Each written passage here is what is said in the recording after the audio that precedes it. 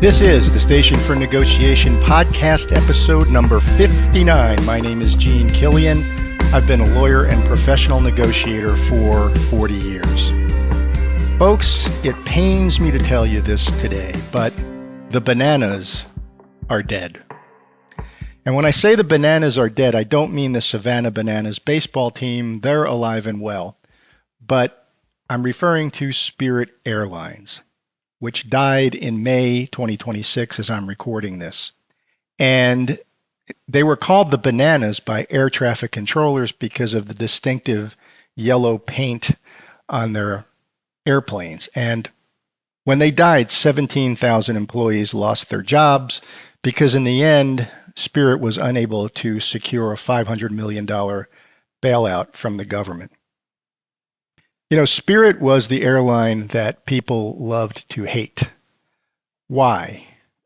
Well, they were a low-cost airline, obviously. They were known as an ultra-low-cost carrier, and they charged dirt cheap fees and fares to get around the country. The problem is when you did that, you were just paying for a seat. Everything else cost extra. So if you wanted a bottle of water, cost extra. You wanted some cookies, cost extra. You wanted to have a bag in the overhead, cost extra. You wanted to check a bag, that cost extra. And if you took all the costs, pretty soon you were paying what you would otherwise pay Delta Airlines. But a lot of people didn't take all the costs. And so what they did was they took the low-cost fare, and they got to where they needed to be. And let's face it, without Spirit, a lot of people wouldn't have been able to fly to vacation. Spirit was there when you had to go home for whatever reason, for a funeral or a wedding. And for 34 years, despite all the late-night comedians' jokes about Spirit Airlines, they had a spotless safety record. In 34 years, they did not have a single fatal accident. Now, airline travel is extremely safe, for sure. But to have a 34-year span where you don't have a single serious accident is quite remarkable. And so they had this niche, this business niche, and they had a spotless safety record. And they had a very loyal staff. And you could see how upset Spirit Airlines people were when the airline went down. There were incidents of kindness that took place that were remarkable when this happened. And one of them involved a Spirit Airlines pilot by the name of John Jackson. He ended up stranded in Fort Lauderdale when the airline collapsed. And it was bad because he was supposed to fly a Spirit Airlines flight from Florida back to Baltimore because he lived in the Baltimore area. And when you take your last flight in the airline industry as a pilot, it's a big deal. They throw a little party for you when you get to the reception area. You have a water cannon salute when you land your plane. And he was deprived of that on his flight back to Baltimore because there was no flight back to Baltimore. It turned out he had to hitch a ride on Southwest Airlines. Now, his son, Chris, is a first officer for Southwest. And Chris mentioned to the pilots on this Southwest flight from Florida to Baltimore that this would have been his dad, John's, retirement flight. And so the Southwest pilots passed that on and arranged for a water cannon salute when the plane landed in Baltimore, and there was a welcoming party in the terminal, and Southwest handed him a bottle of champagne to congratulate him. It was actually pretty wonderful. And there's video of it, and we're going to post a link to that video in the show notes if you want to take a look at it. But I want to take a look at this from a negotiation standpoint, but of course, once Spirit Airlines collapsed, within about 30 seconds, it turned into a political issue. The left said that the right had caused the collapse let's put it this way, everything is a political issue in the United States. So when this collapse happened, the left immediately accused the right of causing the death of Spirit Airlines because of Trump's war in Iran, which has caused fuel costs to spiral out of control. And of course, Spirit's own CEO said the final nail in the coffin was the giant leap in fuel costs, and they just couldn't cover that. And of course, the right accused the left of causing Spirit Airlines to die because in the past couple of years, Spirit Airlines, recognizing that it was in financial trouble, tried to arrange a couple of mergers, and President Biden's Department of Justice stood in the way of that, kind of egged on by Democratic representatives or senators like Elizabeth Warren, who basically said this is going to be the death of low-cost travel in the United States. And so she prevented, or she didn't prevent, but the judge to whom the Department of Justice made application prevented these mergers from taking place. If they had taken place, maybe a portion of the airline could have been saved. Maybe some of these jobs could have been saved. But as it turns out, that didn't work out. And so you have these politicians pointing at each other and blaming each other, which is exactly the way the United States is these days. I'm not really interested in who's at fault. Don't really care. I want to look at this from a negotiation standpoint and ask the question, was there a failure of negotiation here? And if so, why? Before I go into this, though, I want to revert to a book I often refer to on this podcast. If you've listened to podcast episodes here, you know I always refer to The West Point Way of Leadership by Larry Donathorn. And another book I always refer to is 10-10-10 by Susie Welch. And I love the book 10-10-10 because it teaches you patience and a way to look at problems in a very careful manner to analyze what the right decision should be in a negotiation or otherwise. So I want to, before I talk about the Spirit Airlines situation, I want to read a brief passage from 10-10-10.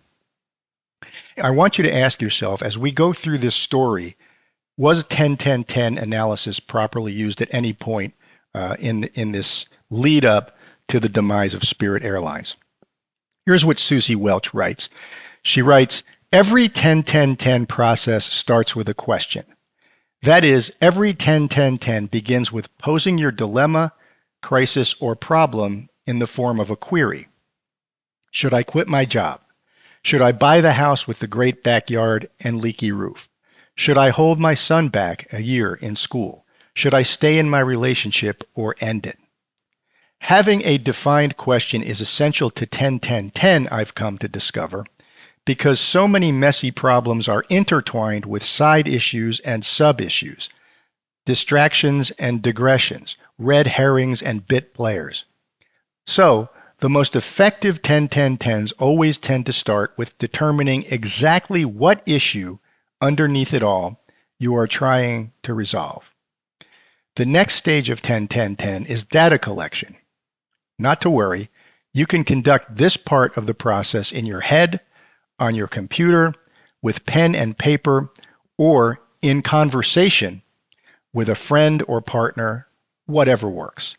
The only real requirement is that you be honest and exhaustive in answering the following prompts.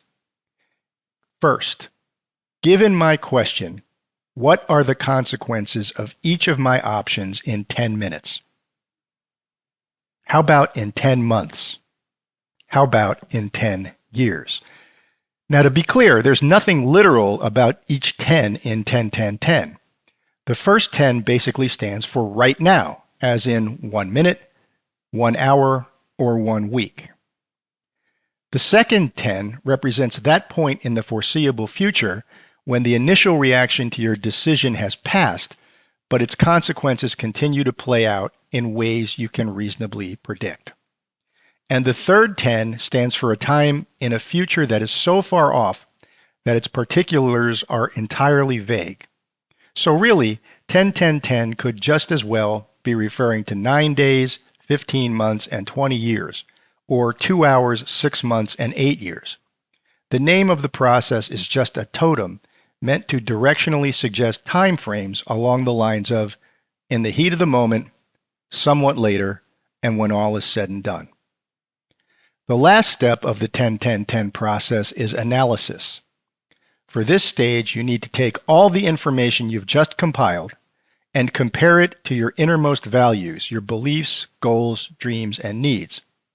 In short, this part of 10-10-10 impels you to ask, knowing what I know now about all of my options and their consequences, which decision will best help me create a life of my own making? And with the answer to that, you have your 10-10-10 solution. Now, This is Gene again, not the book. I think you can see that while Susie Welch frames this in terms of personal decisions, it's an extremely useful analysis in business and in business negotiations. So with this 10-10-10 analysis in mind, let's talk about the history briefly of Spirit Airlines, what it actually was, what an ultra-low-cost carrier or a ULCC is, and how their business model worked. As I said earlier, if you've ever flown Spirit, I think you know the experience. The base fare is impossibly cheap. Then you discover you're paying extra for everything. You're even paying extra to get a boarding pass printed at the airport. And for a long time, this process worked. Throughout the 2010s, Spirit was really profitable. As I said, it racked up safety awards, and it carved out this niche of leisure travelers going to tourist destinations and price-sensitive customers who wanted to trade convenience and comfort for the lowest possible ticket price. But there's a structural problem I think you can see that's baked into this model right from the beginning. The customers that Spirit catered to are extraordinarily price sensitive. When times are good and fares are low, they fly Spirit. But the moment Spirit's prices rise for any reason, these customers evaporate. They don't have brand loyalty. They have price loyalty. And that means Spirit had almost zero ability to pass along rising costs to its passengers. And that vulnerability sits at the very foundation of the accident chain we're about to investigate. And why do I use the term accident chain? That's a term that's used in aviation, and it's a concept that actually means in aviation accident investigation that crashes almost never have a single cause. There's a sequence of linked failures, any one of which, if avoided, might have broken the chain and prevented the disaster. I don't know if you guys remember or how many had to do this in high school when they were teaching you how to drive in driver's ed class, and they would show you, films that would scare you or videos that would scare you about how accidents happen. But this was one of the concepts in those movies. I remember it very clearly, that an accident usually isn't caused by one thing, it's caused by several things, and if you remove any one of them, it might break the chain and prevent the accident. In any event, Spirit Airlines has this very tight margin, tight ability to adjust.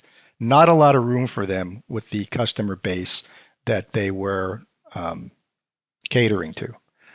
And then, of course, COVID-19 happened, and the entire niche, leisure travel, vacation travel, elective travel, it was perfectly targeted by the pandemic's economic impact. And when people stopped flying, Spirit's passengers were the first to go. And when travel finally came back, as the pandemic petered out, it came back unevenly. And Spirit never really regained its footing. And by 2022, they were in the market for a lifeline, and that's where the negotiation story really begins. So in 2022, Spirit attracted two suitors, and the first one was Frontier Airlines, which is another ultra-low-cost carrier. And Frontier presented a deal to Spirit for a merger, and their final and best offer was a combination of cash and stock totaling around $2.4 billion. So Frontier tried to merge with Spirit, and JetBlue later tried to merge with Spirit as well. And JetBlue came in with a more attractive offer than Frontier had. JetBlue's offer was not a merger of equals, but more of an acquisition. In other words, JetBlue was going to buy Spirit outright. And this looked like a genuine rescue. So a stronger carrier on paper was going to rescue or absorb a weakened one, and was going to give Spirit's operations, routes, and people kind of a path forward to correct the problem and more financial stability. First of all, there was complications here because Spirit's management was friendly with Frontier's management. So Spirit's management really wanted the Frontier deal to go through, but there were a couple of problems here.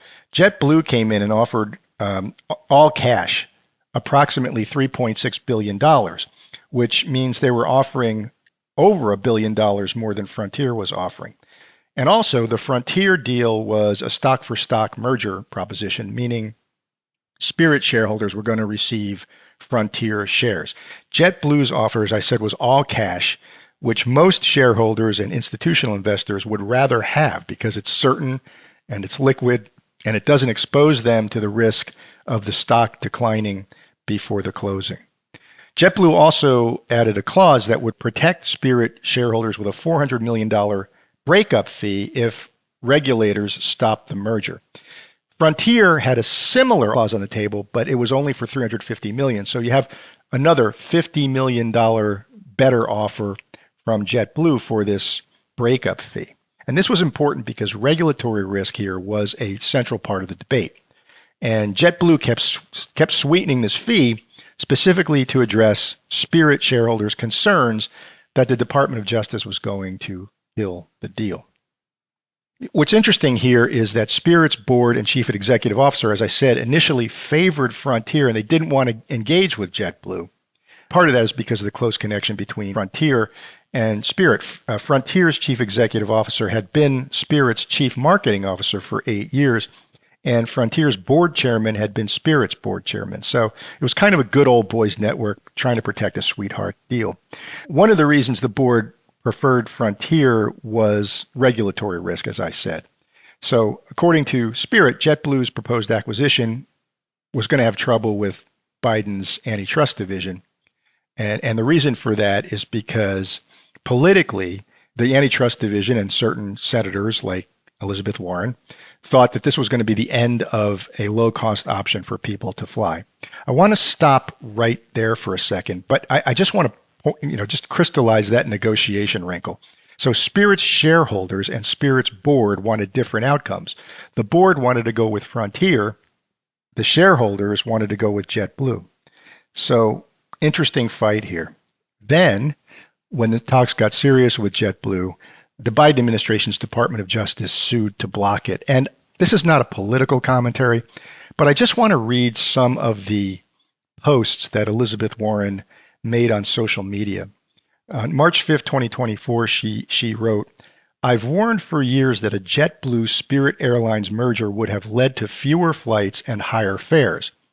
The Justice Department and the United States Department of Transportation were right to stand up for consumers and fight against runaway airline consolidation." Now earlier, a couple of years earlier, March 10, 2022, she wrote, "Just 4 airlines control 80% of the airline industry. If the Frontier Airlines Spirit Airlines merger goes forward, it could hurt competition and workers and drive up ticket prices. My colleagues and I want the Biden administration to scrutinize this deal." In 2023, Pete Buttigieg, who was with the Biden administration, obviously wrote, "Americans deserve robust competition and affordable airlines. The U.S. DOT supports DOJ's antitrust lawsuit, and we plan to deny the JetBlue Spirit request for an exemption on their merger deal. We will continue with our own investigation while supporting DOJ's work." Now, let me ask you a question right there. Again, not political commentary. Do you think that these people, Warren, Buttigieg, the DOJ officials, really engaged in a 10-10-10 analysis here? So let's just go through it ourselves. If we block this deal, what happens in 10 minutes? Well, we get political capital. We can certainly argue to our base that we acted in the best interests of the consumer by trying to preserve and protect a low-cost airline. Okay, what happens in 10 months? What if we're wrong? What if what Spirit is saying is actually true, which is that Spirit is in financial difficulty? Where will it be in 10 months? Maybe instead of being so concerned about consolidation, maybe we need to look more deeply at Spirit's financial condition and consider whether a merger, let's say with JetBlue, might preserve a low-cost option. And where will this be in 10 years? And let me tell you, the temptation for a politician is to say, what do I care? I'm not going to be around in 10 years, right? So I ask whether you think in terms of this overall negotiation, because that's what it sort of was, Did these government officials go through an appropriate 10-10-10 analysis? I don't know the answer to that, but I think it's a fair question to ask. In any event, the DOJ's argument was pretty straightforward. They said the merger is going to reduce competition. It's going to limit Spirit's unique and disruptive role in the industry. And by the way, Spirit really was a check on other airlines, on the bigger airlines, because the bigger airlines were unable to price their fares too high when you had Spirit out there offering such low fares. Spirit was kind of a drag on rising prices. So it's a legitimate concern that, if Spirit does disappear and if we don't have a low-cost option, these other airlines are going to raise their fares. And I note that when you study this problem, United Airlines CEO was in contact with the Trump administration later when a bailout was being discussed, and United Airlines CEO's position was let it die, let Spirit die. Obviously, Spirit was kind of a thorn in his side. Ultimately, a federal judge appointed by Ronald Reagan, not exactly a liberal, formally blocked the JetBlue Spirit deal. So it wasn't Joe Biden, it wasn't Elizabeth Warren, it was a judge in a courtroom ruling on the DOJ's case. But here's the negotiation lesson, and it's one of the most important lessons that I can offer you from this case. As JetBlue and Spirit were negotiating, they were negotiating as if there were two parties at the table. And the truth is that there were more than two parties at the table. There were three. The government here wasn't just background noise. The government held veto power. It looks to me like neither company adequately priced that into their deal structure or their strategy. So when you're negotiating a transaction, especially in a regulated industry, the question isn't just, can we agree? The question is, who else has the power to say no here? And what would it take to get them to say yes? So I question the extent to which there was a serious discussion about the financial implications of what was going on in terms of Spirit's shaky position. I wonder whether there were in-depth discussions with DOJ or with any of the Democratic Party politicians about, hey, look, let's do a 10-10-10 analysis here. We're in trouble. If we don't do this merger, in 10 months, we might not be here anymore. In fact, we probably won't be here anymore. We need to get this merger done. In any event, I don't think JetBlue and Spirit ever fully grappled with that question of the veto power of the government. And when the deal was eventually blocked, Spirit's stock lost half its value almost overnight. And in November 2024, Spirit filed for bankruptcy the first time. Now, bankruptcy wasn't the end. Spirit tried to use the bankruptcy process to rebuild. And the restructuring plan was internally called Shrink to Shine, which is what it sounds like. Park the planes you can't fill, furlough some workers, cut some routes, get leaner, get healthier, come out the other side as a smaller but more viable airline. Spirit came out of bankruptcy in March 2025. They had rejected another approach from Frontier. I guess they'd had it with dealing with the DOJ. And the company was going to try to make it as a standalone carrier on its own. But here's the problem. And we talked about the danger of assumptions in prior podcasts. The restructuring plan rested on a set of financial assumptions, and one of them was that jet fuel was going to cost about $2.24 a gallon in 2026, where we all know that's not what happened. The deeper problem is a company in bankruptcy would have a very difficult time hedging fuel. So hedging, which means buying futures contracts that lock in fuel prices in advance, that's how airlines manage the volatility of oil markets. Stronger airlines do that. Delta Airlines, as an example, actually owns its own oil refinery. They've taken vertical integration to a logical conclusion. And they've tried to remove fuel price risk from their cost structure almost entirely, something that Spirit just wasn't able to do. Spirit, coming out of bankruptcy, had no hedging program. They were flying naked into the oil markets with a plan that assumed stable, low fuel prices and no protection if that assumption turned out to be wrong. So I ask you again, were they engaged in 10-10-10 analysis, right?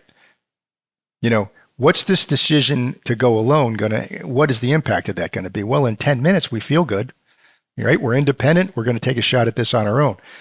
What's it going to be like in 10 months, right? What if the fuel prices go up in 10 months? They're certainly going to go up over 10 years. What's the impact going to be? And of course, in February 2026, the Trump administration began its war against Iran. And Iran responded by blocking the Strait of Hormuz. And I know you've heard a lot and read about the Strait of Hormuz, but consider this, because this is the important point. The Strait of Hormuz is a narrow waterway through which a fifth of the world's oil supply passes every single day. So when Iran shut it down, it caused a huge problem. The flow of tankers carrying petroleum from the Persian Gulf dropped from thousands of tankers to a trickle, and oil prices spiked, and as a result, jet fuel prices spiked with them. So that planning assumption of $2.24 a gallon for fuel went out the window. Spirit was now facing $4.51 per gallon, and the price was rising. So Spirit's fuel costs more than doubled relative to what their entire restructuring plan was built around. Does that comply with 10-10-10 analysis? So I think we touched upon this earlier, but why couldn't Spirit just raise its fares and pass the cost along to its passengers? Well, that's what we discussed at the beginning. Spirit's passengers would not absorb price increases. They would defect. They just go to, if I'm going to pay that much, I'll just fly on Delta. It's much more comfortable and there's less add-ons. And since Spirit was already being squeezed by higher prices for gas, food, and consumer goods, they had less discretionary income. They weren't going to fly Spirit anymore if the prices went up. The minute that Spirit's prices approached what Delta or American were charging, and those are carriers that had hedged their fuel supply, there was no reason to choose Spirit anymore. Spirit had, add-on fees and this limited schedule and uncomfortable seats that couldn't recline. Why fly Spirit if you can fly a more comfortable airline if the prices are compatible? So there you go. The accident chain was complete, and there went Spirit Airlines. What's interesting is this isn't the first time this has ever happened. I mean, we've lost a lot of airlines over the past 50 years. Let me talk briefly about an airline called Independence Air, because its story is almost a blueprint for what happened to Spirit. Independence Air had its roots in something called Atlantic Coast Airlines, which was a regional carrier that operated flights for United and Delta. And when United filed for bankruptcy in 2002 and renegotiated its regional contracts, the company decided to pivot, and instead of finding a new regional partner, it decided to reinvent itself as an independent, low-cost carrier. It called itself Independence Air, and it started flying out of Dulles Airport in Washington in June 2004, and the early signs were promising. They offered rock-bottom fares, $39 for one way from Washington to Chicago. Pretty impressive. $89 to get to Las Vegas. And at their peak, Independence was running 600 daily flights to 37 destinations, and customers loved it. And in fact, it earned strong marks on customer service, but Independence had problems under the surface. First of all, its fleet was heavily weighted toward a plane called the Bombardier CRJ-200, which was a 50-seat regional jet. And that was fundamentally ill-suited to the low-cost carrier model, which needs much larger planes for economy to achieve an economy of scale. The cost structure for Independence was fragile, and it was flying into the teeth of very fierce competition from United, which was its former partner, and from other airlines. So these other airlines began matching Independence's rates on key routes and basically tried to push them out of business. And then there was a fuel shock, because between June 2004 and August 2005, jet fuel costs doubled, and they were driven by global oil surges and hurricanes in the Gulf Coast. And so Independence Air, like Spirit, lacked hedging strategies to offset the impact of rising fuel costs. The airline just suffered, Independence just suffered from bad timing. They went independent in a very challenging economic environment, and fuel costs were rising, and it was just a difficult situation. So Independence Air stopped operating in early 2006 after just 18 months of flying as an independent carrier, and no buyer materialized to try to take them over. And the parallel there to Spirit is almost exact. So when you're doing 10-10-10 analysis, look for comparables.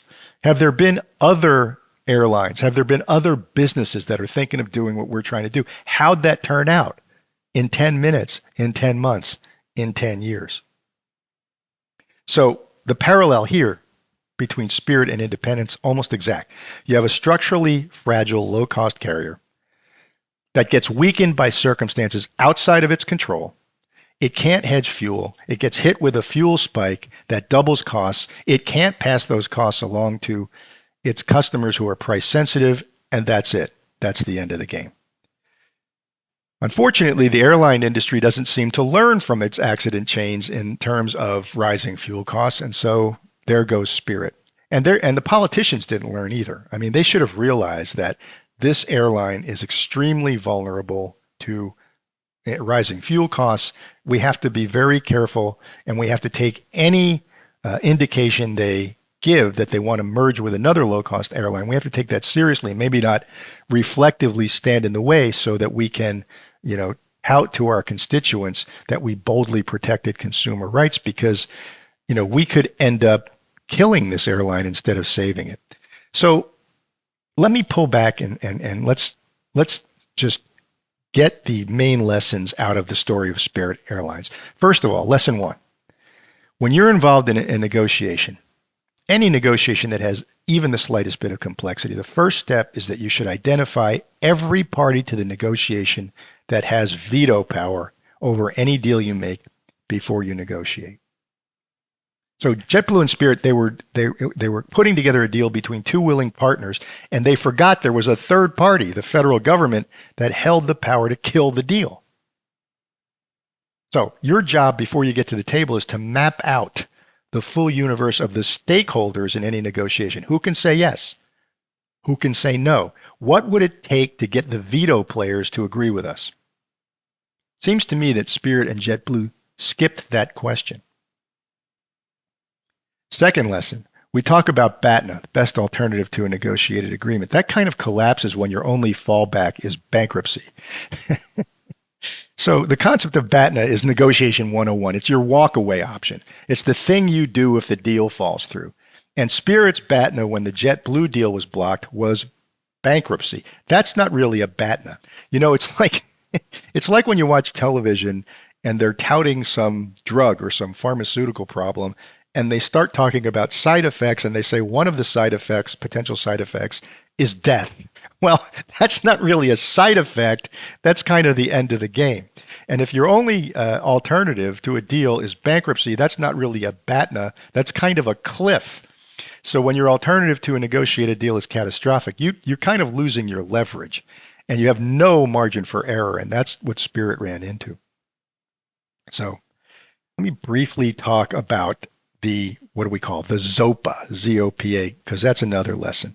ZOPA stands for the Zone of Possible Agreement. And that's the zone where both parties can reach a deal. And it depends on your assumptions about the world and whether they're correct. So Spirit's restructuring that it negotiated with its creditors, it focused on a fuel cost assumption of $2.24 a gallon. So that ZOPA was real at the time the deal was constructed. But now you end up with an Iran war, you end up with the Strait of Hormuz being closed.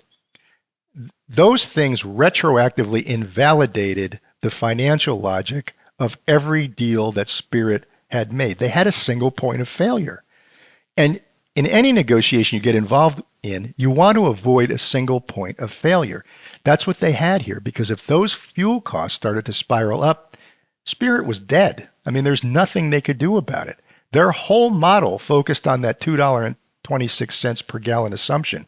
When that went sideways, the whole business went sideways.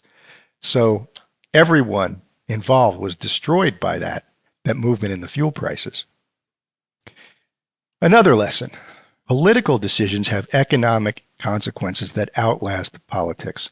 So the Biden administration's decision and the Trump administration's war those are things that were engaged in by different governments for different reasons in different years, and Spirit got caught in the crossfire between both, right?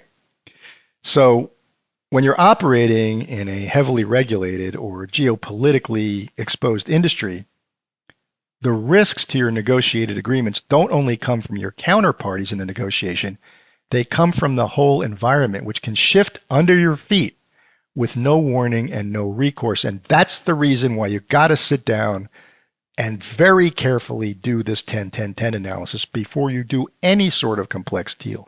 You got to take account of all the moving parts. Who can tank this deal? You got to ask that question and resolve it before you move forward. So let's close this way. Who killed Spirit Airlines? And the honest answer is everyone did a little bit. The Biden Department of Justice blocked the merger that might have given Spirit a lifeline. We don't know. And even if you think that was the right call on antitrust grounds because it was going to restrict the market, the consequences were real. Spirit emerged from that decision wounded, its stock price in half, and they were on a slick road towards bankruptcy. And then you had the Trump administration, their Iran war. Again, you have to question, did they do a 10-10-10 analysis? I'm pretty sure they didn't do it well enough if they tried. Their Iran war triggered a supply shock that doubled the jet fuel prices and made Spirit's restructuring plan mathematically impossible. Even if you think that this war was somehow justified strategically, the economic collateral damage was catastrophic for any airline flying without a fuel hedge. So, it's easy to say, well, survival of the fittest, corporate Darwinism. If you can't compete, then you deserve to fold. Yeah, that's nice to say, but it cost 17,000 jobs, and it cost, a bunch of routes and low-cost options for people who really need them. And then you have Spirit itself. Spirit bears responsibility too, because the business model was really shaky from the beginning. The failure to somehow figure out a way to hedge fuel, even in the restructuring plan, was a bet that the entire world would stay calm. And of course, as you know, the world never stays calm. And it didn't here. So here's the thing I want to leave you with, the thing that keeps this from being just an airline story. There's an article that was written by an industry insider, and I'll give you the link to that down in the show notes. It was written by David Thornton in the May 3rd, 2026 issue of Ordinary Times. Excellent, excellent article on this debacle, and I drew heavily from it in thinking about and formulating this episode. And the author of the article, David Thornton, as I said, aviation industry insider, he makes this point. He says strong companies can absorb shocks that kill weak ones. But if the shocks keep coming, if oil prices stay elevated, if the Strait of Hormuz stays disrupted, if jet fuel stays at $4.50 a gallon, the strong carriers are going to start feeling that too. Fares are going to rise. Demand is going to fall. The problems are going to spread beyond aviation to farmers facing higher fuel and fertilizer costs, and in fact to every sector of the economy that runs on petroleum, which is pretty much everybody. Spirit was the first to fall, but it might not be the last. So for negotiators, the lesson is this. The deals you make are only as durable as the assumptions underneath them. We learned this in the last episode. When those assumptions change, when a court makes a ruling that's not favorable to you, when a government does something stupid, when a war starts, your agreement doesn't protect you. Always build in contingencies, always map the risks, and never mistake a signed deal for a finished negotiation. And by the way, pick up Susie Welch's book and read it. And when you're thinking about business decisions or negotiations, engage in that 10-10-10 analysis. You'll regret it if you don't.